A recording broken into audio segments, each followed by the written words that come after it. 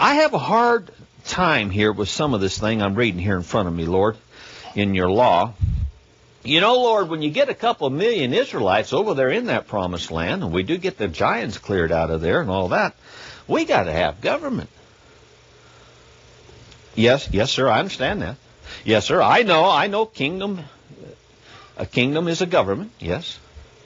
Yes, I know you're the king, but there's just a couple things I want to understand here in your kingdom plan. I mean, I've read the law here, but there's a few things, frankly, I'm just going to tell you, Lord, there's a few things that's going to be a hard sell. It's going to be a hard sell for some of these people.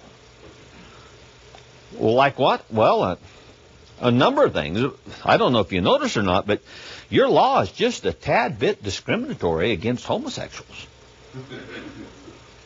Well, no, I know it's not a problem right now, but I could see it maybe being a problem down the road, maybe in the 21st century or something. But anyway, that's not the thing that I'm dealing with right now in my mind here, as far as the hard sell goes, Lord. I'll just get right to the point. Have you noticed that in your law there is no provision for equal rights for women? Yeah, equal rights for women. They're not allowed. From what I can see in the law, they're not allowed in the military. They're not allowed to vote. They're not allowed in government position. Now, this is going to be a hard sell, Lord. You know how these women can be. I just have a feeling somebody's going to start crying out equal rights. Yes, sir. Yes. I realize it's your kingdom. Yes, sir. I know it's not a democracy. Well, I'm not saying that we are to have a government of the people, for the people, and by the people, Lord. It's not me. I'm just going to say some of the people will start saying that. Yes, sir. This is your government. You're the king. Yes, sir. I'll tell them. Your will be done on earth as it is in heaven. Yes, sir. I'll tell the people, but I'm not sure they're going to like it. Thank you, sir. Goodbye. And so, you're not going to like, some of you, the change that's coming. But like it or not, it's coming. And I'm telling you, it's coming. And here's how it's going to be. The Lord changeth not. When it was righteous then, it is righteous now. When he was righteous then, he is righteous now. His law stands, whether you approve of it or not. He's not changing, and if you want to stand in the new age, in the new heavens, and the new earth, you had better change, Mr. Jezebel and Ms. Jezebel. And you can accuse me of lack of love all you want, and being offensive all you want. And you can talk about how you love Reverend so-and-so because he is so unoffensive. But I'll tell you this, you'll hate him on the day of judgment. And this land is about to be judged and be judged mightily. Here's how it's going to be. This is the change that's coming. There's not very many preachers going to preach this. Men will not have to compete with women for jobs.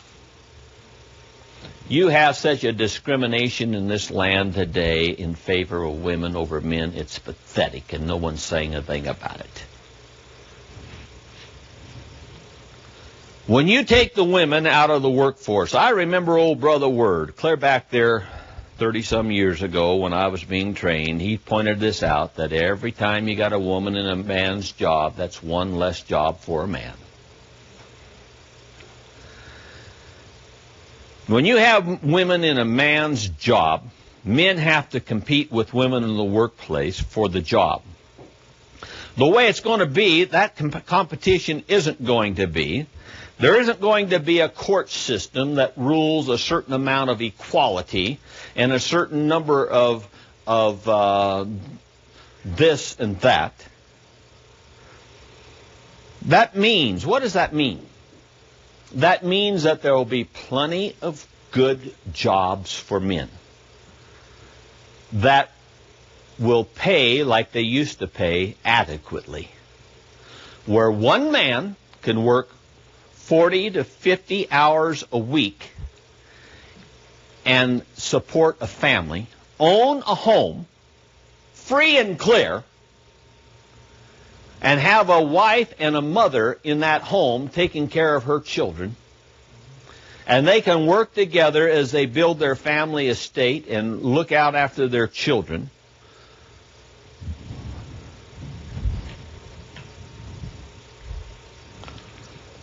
Lord, me again. Sorry, there's just one other thing I didn't notice in your plan. There's nothing in here about health care.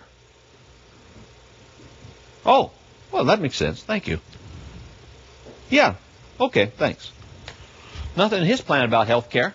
You know why? Because I'll be healthy. Amen. For one thing. Well, then how about the social plan? When you have a family unit, do you realize what kind of social security exists in the land? It used to exist. When somebody got old, the family took care of them. And that old person was able to impart the wisdom to the grandchildren. And it was a beautiful plan that God had. And it's going to be that way again.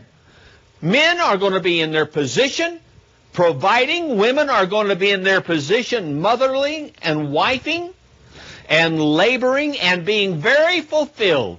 They will no longer be caught up in this lie. It's amazing to me, the deception of Satan. I've seen it before. I've seen some old gal out there with her tight shorts and burning bacon in the sun on a road crew with a flag, and she thinks she's liberated. Isn't that amazing? Well, I better move on. I want to go to Colossians 3, 18, 19, and 20. A man will be the king of his castle, and she will be the queen, and God's will be done, and this is the way it will be. It says in Colossians 3, 18, 19, and 20, it says, wives, be subject to your husbands, as is fitting to the Lord. Husbands, love your wives, and do not be embittered against them. Children, be obedient to your parents in all things, for this is well-pleasing to the Lord, and that's the way it will be. Now, at the present time, this is how it is. If you go over to Micah chapter 7, verse 4. In Micah 7, verse 4, and I think the Spirit has let me realize why it is this way. But this is the way it is, just the way it is, according to Micah 7, prior to the coming of Jesus Christ. This is what it says. We read, the best of them is like a briar, the most upright like a thorn hedge. Now, we're talking about briars and thorns. The day when you post a watchman, your punishment will come. We've covered that. Then their confusion will occur. Do not trust in a neighbor. Do not have confidence in a friend. From her who lies in your bosom, guard your lips. For sons treat fathers contemptuously. Daughters rise up against her mother. Daughter-in-law against her mother-in-law. A man's enemy are the men of his own household. But as for me, I will watch expectantly for the Lord. I will wait for the God of my salvation. My God will hear me. I think my God has revealed to me why it is this way. It has to do with the thorns and the thistles. Jesus said that a bad tree cannot bear good fruit, and a good tree cannot bear bad fruit. And he talked about the fact that thorns are not gathered from grapes and so forth. And he talked about every tree that is not bearing good fruit will be cut down and thrown into what? Into the fire. And that's the fire that Peter talks about, the new heavens and the new earth. There's going to be a cleansing in this land. But right now, they are here. And when I say they, aliens of a sort from the book of Enoch, which I'm going to talk about on the radio this week, the thorns, the Canaanites. We'll go over to Genesis chapter 28, verse 1, because I feel Spirit-led to bring you this point. Some of you are out there having family problems. There was a time when the family unit was a beautiful unit. There were aunts and uncles, grandma and grandpas, and both families came together.